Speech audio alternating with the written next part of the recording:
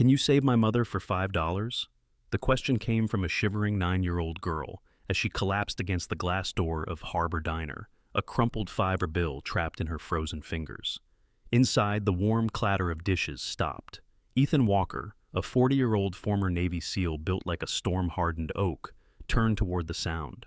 At his feet, Atlas, a 5-year-old German shepherd with black and tan fur, snapped to attention, ears sharp. This was no place for a child on a night like this. Outside, the Chicago blizzard howled like something alive, and in the idling black SUV at the curb sat Victor Cole, the wealthy uncle who had pushed the girl into the snow, forcing her to learn how the world works. But the child didn't flinch. Her voice cracked, but she held on. "My mom, she's dying. The hospital said the medicine might save her, but it costs too much. He said he'd pay only if I go live with him forever. Please, please help me." And the world inside Harbor Diner went silent. The girl in the snowstorm, winter pressed itself against Chicago with a merciless hand. The wind off Lake Michigan cut down the narrow streets, sharpening every flake of snow as if the cold were trying to carve the city into stone. Inside the poorer edge of South Damon Avenue stood a small diner, Harbor Diner, glowing gold against the white storm. The warm light spilled through its windows, revealing a few late-night customers hunched over bowls of soup. The air carried the scent of chicken broth, butter on cast iron, and the gentle rhythm of a quiet kitchen. Behind the counter worked Ethan Walker, a man nearing 40. His build was unmistakably that of a former soldier, tall, broad in the shoulders, with hands that showed the rough story of a life lived in dangerous places. A subtle limp marked his left leg, the lingering echo of a Navy SEAL mission gone wrong. His face held strong lines carved by wind, time, and memory. A faint stubble shadowed his jaw, and his eyes, steel blue, watched everything with the patient caution of someone who had learned the hard way that peace could shatter without warning. His clothes were simple, almost uniform-like in their consistency. A navy winter coat with worn cuffs, a red and black flannel shirt, faded jeans, and brown leather boots that had walked both deserts and snow. A black knit cap sat on his head, a small veteran pin fastened near the edge. At his feet rested Atlas, a 5-year-old German shepherd with black and tan fur and the stance of a seasoned guardian. His harness bore bold white letters, "Service dog, do not pet." Atlas never slept deeply. He watched the door with amber eyes that seemed to see beneath surfaces, his ears rising and falling with every shift of the wind. The dog's nature was calm but intensely alert, loyal to a fault, shaped by the same discipline that had shaped Ethan. Outside, headlights cut through the storm's thick curtain. A sleek black SUV rolled to a stop across the street, its tires crunching over ice. The vehicle looked expensive, the kind of car owned by a man who believed the world owed him a path without resistance.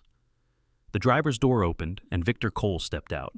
He was in his mid-40s, tall and sharply dressed in a charcoal coat that reached his knees. His hair was slicked back with care, his jaw clean-shaven, his movements calculated. Yet his eyes, cold, restless, predatory, told a darker truth. He carried himself with the confidence of a man used to control, the kind of man who mistook fear for respect. Victor opened the rear door and pushed a small figure into the swirling snow.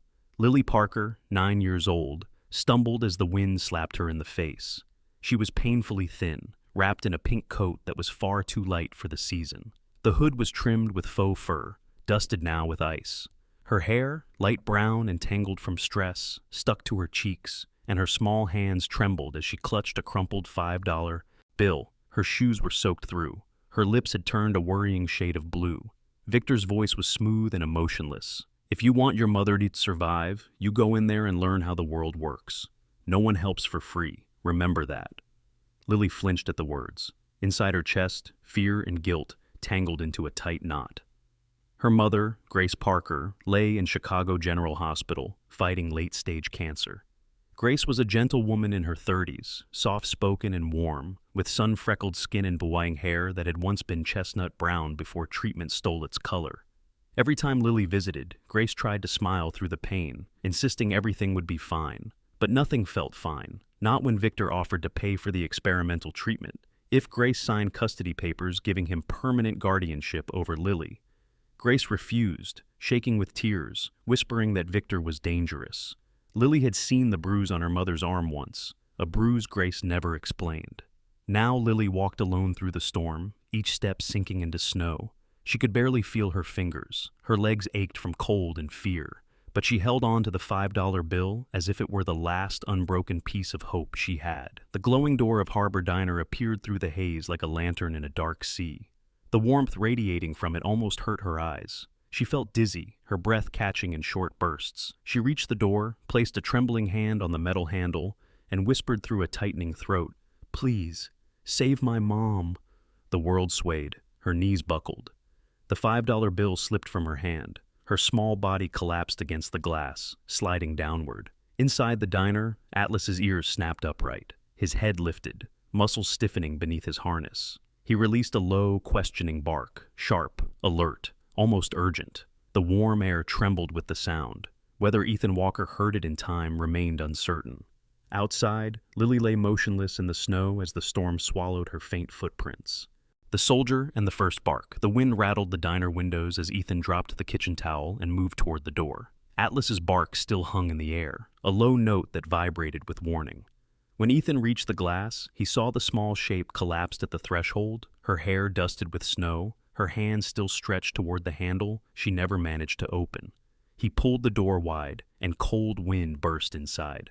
Atlas charged forward but stopped at Ethan's sharp hand signal, hovering close, his nose trembling as he sniffed Lily's sleeve. Ethan didn't hesitate. Years of battlefield triage took over. He scooped the girl into his arms, feeling the terrible lightness of her weight. Her coat was soaked through, her fingers were stiff, her breath shallow.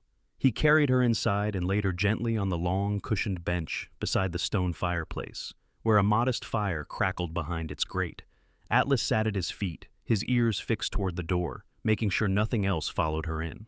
The handful of late-night customers, an older truck driver with a gray beard and a college student with red hair and anxious eyes, looked up in surprise. Neither moved. Chicago winters had taught everyone that emergencies belong to the person brave enough to take charge. That person, in this room at least, was Ethan.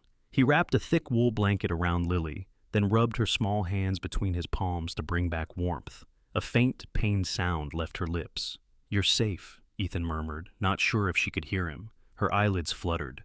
She blinked hard, disoriented, then frightened, then determined. "My mom," her voice cracked, thin as ice. "Please, someone has to help my mom." Ethan's jaw tightened. "Tell me your name." "Lily. Lily Parker." Atlas shifted closer, lowering his head until it brushed Lily's knee through the blanket.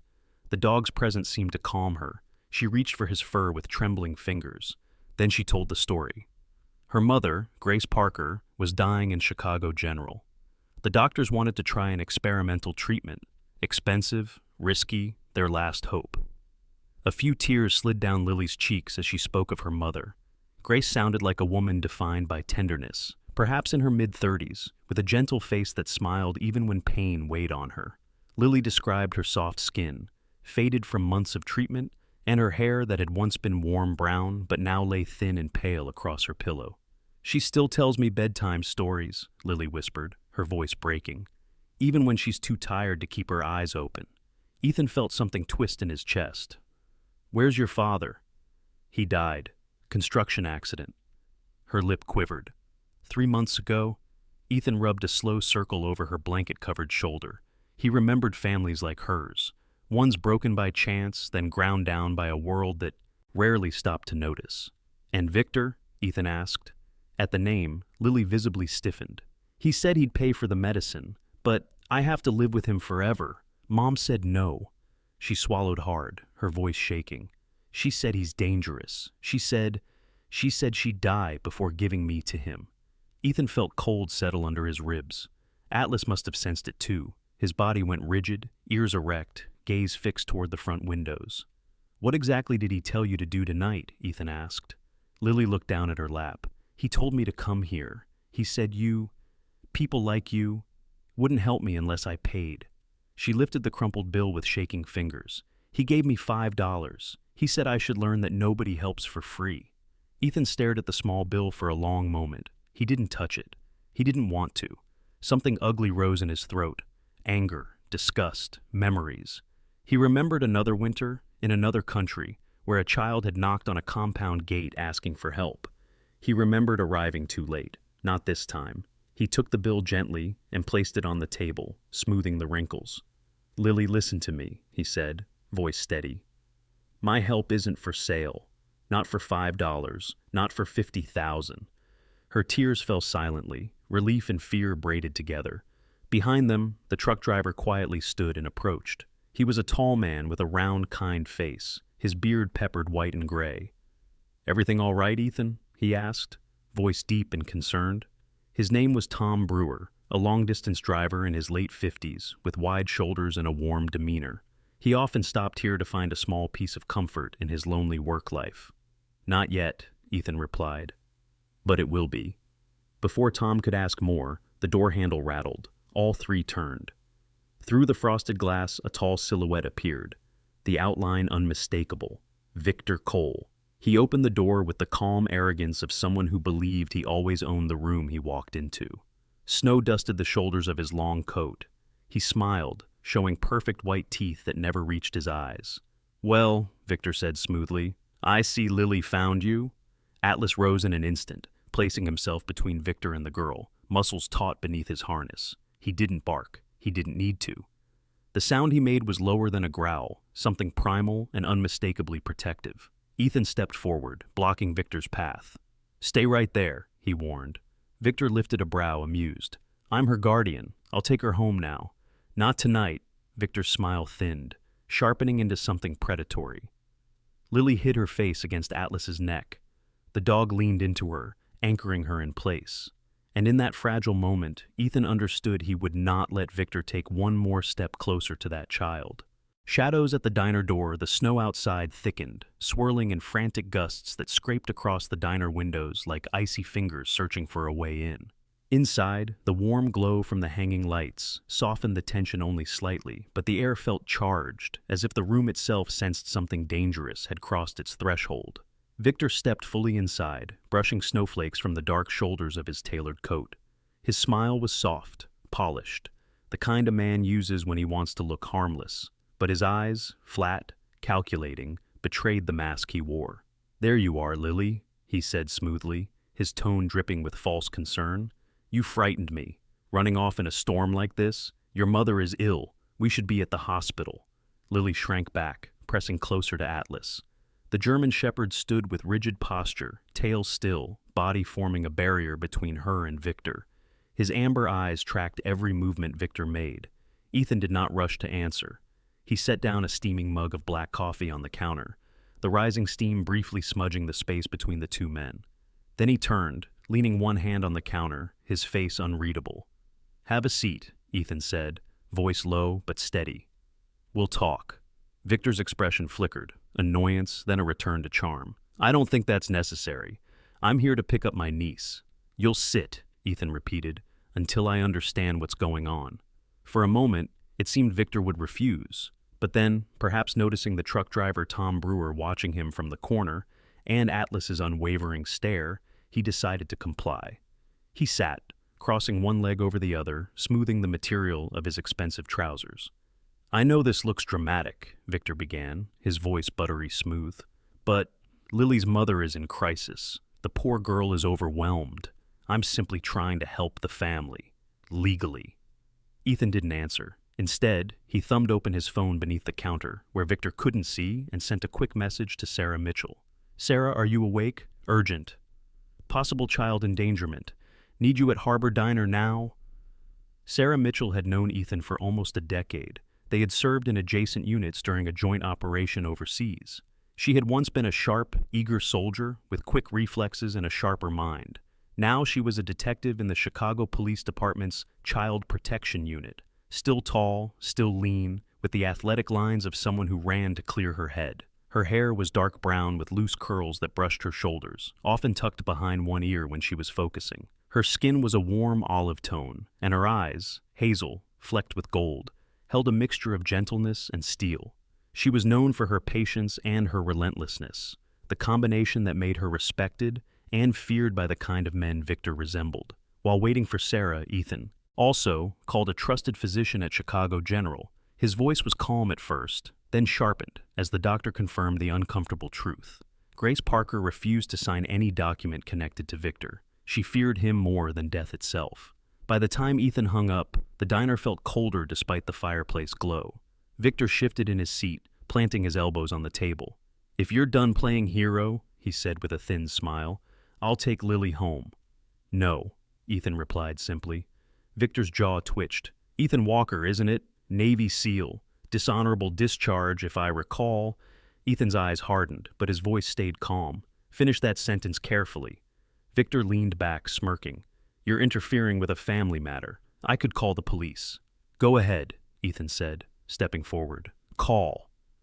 The challenge hung in the air like frost. Lily whimpered when Victor pushed his chair back to stand. He reached toward her, fingers tightening around the cuff of her coat. Atlas moved first. The dog lunged a single step, not attacking, but positioning himself between Victor and Lily. The growl he released was deeper than before, raw, primal, a warning forged from loyalty and instinct. Every customer froze. Tom Brewer set his coffee down slowly, his broad shoulders tensing. Victor pulled his hand back, as if burned. Ethan arrived beside him, gripping his shoulder, not violently, but firmly enough that Victor flinched. "You're done here," Ethan said. His voice was low, iron-wrapped. "You walk out that door, you leave Lily, and you stay out of her life." Victor's eyes narrowed, ice replacing charm. "You have no idea who you're dealing with." "I know exactly who I'm dealing with." Victor opened his mouth to retort, but the diner door burst open with a gust of snow. Sarah Mitchell stepped inside, snow dusting her dark coat. She carried the presence of someone capable, calm steps, focused gaze, posture straight despite the bitterness of the storm outside. Her eyes took in the scene in seconds. Lily trembling, Atlas guarding, Ethan tense, Victor bristling. She approached with deliberate steps. "Victor Cole?" she asked, voice controlled and crisp. Victor's smile flickered back. "Detective Mitchell, how fortunate." "Save it," she cut in, pulling a small notepad from her pocket. "We've already received confirmation from the hospital, and I have some questions about your previous investigations in Wisconsin and Iowa." Victor stiffened. Two uniformed officers stepped in behind her, a tall blonde officer with a square jaw named Officer Hanley, and a petite sharp-eyed woman with auburn hair named Officer Rivera. Both looked ready for trouble. In less than 3 minutes, Victor's posture collapsed from arrogance to panic. His threats dissolved. The officers cuffed him, his coat gathering snow as he was pushed toward the door. As he was let out, Victor looked back at Lily, hatred simmering beneath his expression. "This isn't over," he hissed. Atlas growled so low the windows vibrated. Then Victor was gone, swallowed by the storm. Inside the diner, Lily's breathing steadied. She placed a trembling hand on Atlas's fur, anchoring herself. Sarah approached her gently, crouching to her level. "You're safe now," she said softly. But everyone in the diner understood the same truth. Saving her mother would be another battle entirely. The diner in the snowstorm.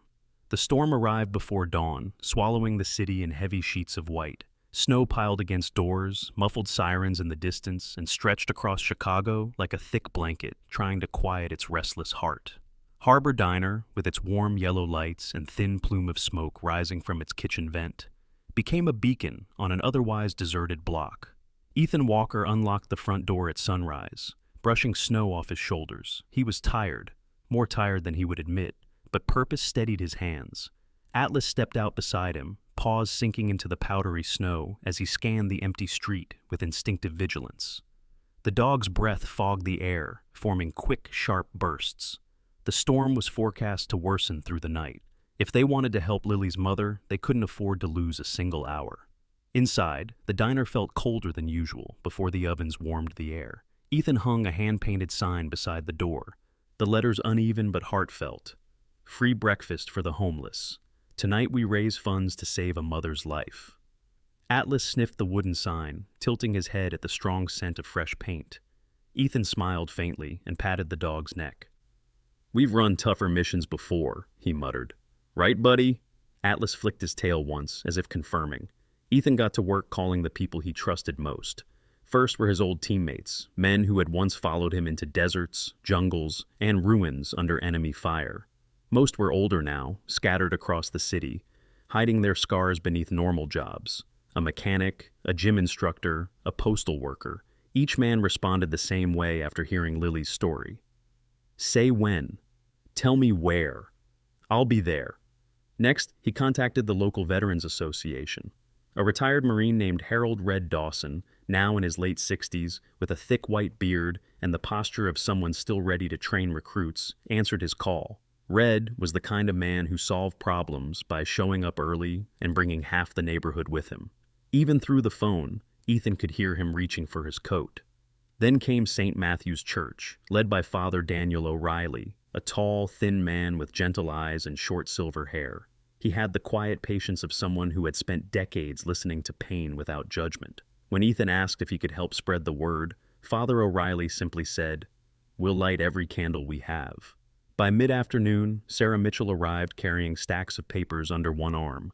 Snow clung to her dark curls and the shoulders of her long charcoal coat. She looked determined, almost fierce, but her voice held warm concern.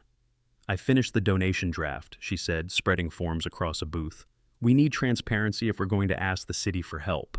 Also," she lowered her tone, "Grace's doctor called.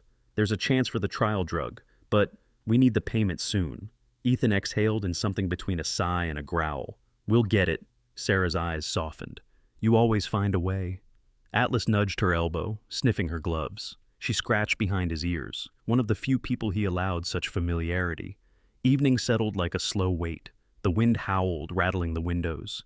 Yet, people came, dozens of them, homeless men with frost-reddened cheeks, drivers with heavy coats and heavier stories, nurses finishing brutal night shifts, veterans who walked stiffly but with purpose, and even a few well-dressed professionals who looked almost embarrassed to be seeking refuge from the cold. A middle-aged woman named Marcy Holloway, with short blonde hair and tired eyes, entered holding 2 paper bags. She was a bookstore clerk from down the block. Marcy was small, almost bird-like in stature, her pale skin flushed from the cold. "I brought pastries," she said shyly. "They were going stale at the shop, but they're still good." Ethan thanked her sincerely. Marcy blushed at the praise, unused to being noticed. The diner filled with warm voices, steaming bowls of soup, clattering cups, and the soft hum of shared hardship. People huddled close to the heat, their faces glowing with firelight and gratitude. Ethan moved between tables with quiet efficiency, refilling coffee, checking on Lily, exchanging a few words of comfort with strangers who needed to feel seen. Atlas patrolled the room like a soldier on duty, nose to the air, ears attuned to every shift in tone, but he also let a few children scratch his neck, as if he sensed they needed the comfort more than he did. At one point, the storm knocked the power out. The diner fell into shadow. People stilled, holding their breath. Ethan lit the gas stove and a few candles. In the dim flicker, he told Grace Parker's story, careful, respectful, never revealing more than Lily wanted. That quiet moment of darkness turned strangers into allies. When the lights hummed back on, the donation jar was fuller. Sarah's phone kept buzzing with online transfers. By midnight, they had raised nearly the full amount. By dawn, the total surpassed it. Ethan stared at the final number on Sarah's screen, disbelieving. Relief washed through him like warmth after frostbite. "You did it," Sarah whispered. "No," Ethan said, shaking his head. "They did." The next morning, snow still pounded the streets as they drove Lily to the hospital. Grace Parker lay frail and pale in the hospital bed, her once warm features drawn thin by weeks of pain. Her skin looked almost translucent under the white lights, and her breath was shallow but steady. Lily rushed to her side, gripping her hand. "Mom, we have the money. You're going to get the medicine." Grace's eyes fluttered open. A weak smile formed. Ethan stood at the doorway, hat in hand. Atlas lay at his feet, chin resting on his paws, watching the frail woman with gentle eyes. This was no battlefield, but it felt like a victory just the same. The $5 on the wall, the weeks that followed felt like breathing through cold glass, slow, fragile, and full of waiting. Chicago stayed buried beneath winter's weight, but inside Harbor Diner, warmth grew day by day. Grace Parker's treatment moved cautiously forward. Each morning brought new lab results, and each afternoon, Ethan received messages from Dr. Martinez. Small improvements, small victories.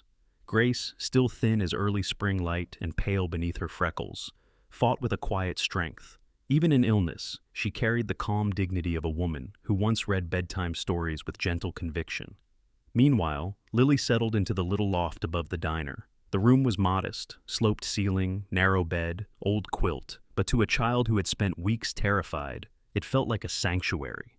She walked to the neighborhood school with her backpack bouncing behind her, sometimes glancing back at the diner windows where Atlas watched her leave like a silent guardian. Atlas took his new job seriously. He followed her around the diner each morning as she wiped menus with small, determined hands. He walked beside her as she carried napkin stacks to the tables, his tail brushing the back of her legs. His presence steadied her breaths, and sometimes she reached down to touch his fur, grounding herself like someone afraid the world might disappear again. Ethan watched over them both. He moved through the diner with the steadiness of a man who had learned to measure his life in missions. Only now, the mission involved a child and her mother, something far more terrifying than any battlefield he'd survived.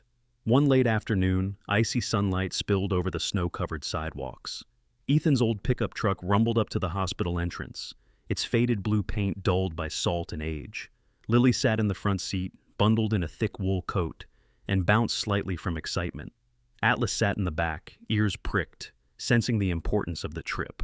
Grace stepped out of the hospital doors with the cautious steps of someone relearning strength. A nurse accompanied her, a tall woman named Nora Peterson in her early 40s, with warm brown skin and silver-streaked braids pulled into a bun. Nora had a sturdy build and the kind of gentle presence that made patients trust her instantly. She smiled at Lily and squeezed her shoulder before helping Grace into the truck. "You're doing well," Nora said softly. "And you're going home today? That's something to hold on to."